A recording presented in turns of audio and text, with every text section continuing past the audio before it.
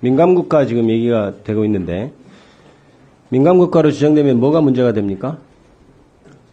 지금 저희들이 파악한 거는 에너지부 산하 국책연구소에 인원이 갈 때 방문 전차라든가 그런 것이 조금 사전 검토가 필요한 절차가 추가된다고 듣고 있습니다. 방문 절차가 까다로워진다고 해서 그렇게 큰 일이 될 것 같지는 않은데요. 그 외에 다른 것도 많겠죠.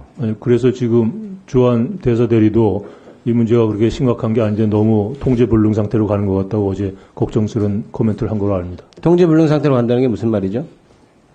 자기가 보기에 그런 모양이다. 제가 그걸. 그럼 이게 단지 절차를 뭐 며칠 전에 허가를 받아야 되고 이런 문제가 아니고 네. 나중에 AI라든지 양자과학 이런 데서 협력에 있어서도 문제가 생기고 그러면은 그런 거 없다고 에너지부 측에서 확인했습니다. 그럼 이렇게 호들갑 떨 필요가 없겠죠. 저도 그렇게 생각합니다. 그러면 아무것도 아니라는 건가요? 그거는 아니고요. 있는 그대로를 봐줬으면 좋겠다는 뜻으로 한 말로 제가 이해합니다. 그러면 뭐하러 장관을 만나서 이거를 회복하려고 하는 노력을 합니까? 그건 만나게 돼 있었던 거지 아니고요? 이것 때문에 만나러 가는 건 아닙니다. 그러면은 지금 별 문제가 아니라고 지금 얘기하고 생각하고 있는 원자력 건가요? 에너지 협력을 협의하기 위해서 예정된 방미인데 그러면 지금 외교부 장관님 때문에 말씀은 이게 민간국가로 지정되는 것이 큰 문제가 아니라고 생각하고 있는 겁니까? 엄중하게 아닙니다. 그렇게 국민들이 걱정하시고 정치권에서 그렇게 심각하게 생각하시는데 그걸 어떻게 가벼운 걸로 저희들이 다루겠습니까? 아니 엄중하게 보고 있으니까 장관도 만나서 얘기하겠다는 것이고 그런 것 아니겠어요? 그래서 내용도 파악하고 있는 것 아니겠습니까? 있는 것보다 더 심각하게 받아들여지는 측면은 있지만 가볍게 보고서 일을 다루고 있지 않다는 가벼운 일은 말씀입니다. 아니죠, 당연히. 가벼운 듯이 말씀하시면 안 될 것 같은데요. 그렇게 말씀드리지 않았습니다. 저는 그렇게 들립니다.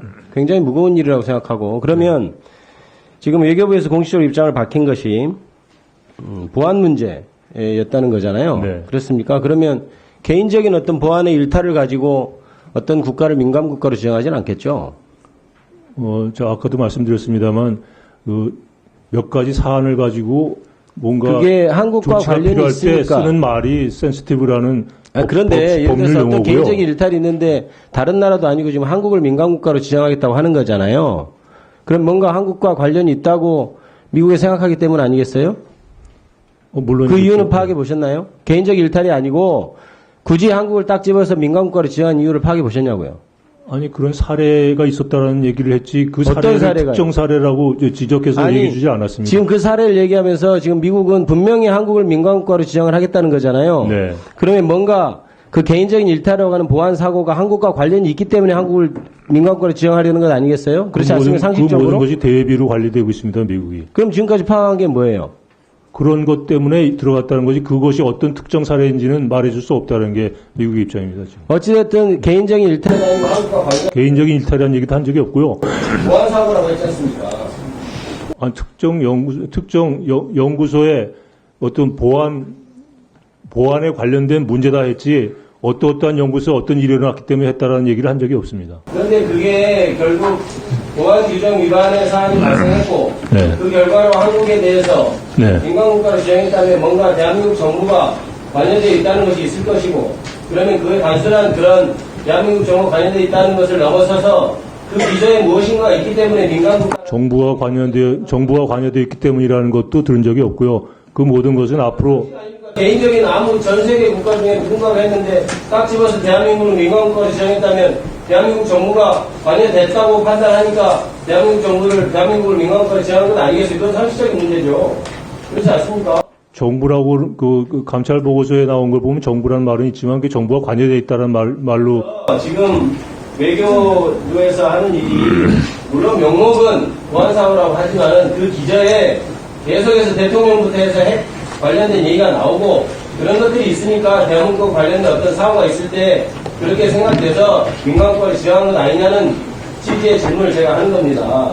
그 모든 걸 포함해서 그 협의 과정에서 이유만 들어가지고 민간국가를 지정하겠습니까? 그 협의 과정에서 하나씩 밝혀질 것으로 생각합니다. 내부에 있는 빙산의 아주 큰 부분처럼 미국에서 생각하는 다른 문제점이 있으니까 그 정도 얘기만 하고 민간국가를 지정하는 것이죠. 외교부 장관께서 그걸 아니라고 하시면 안 되죠.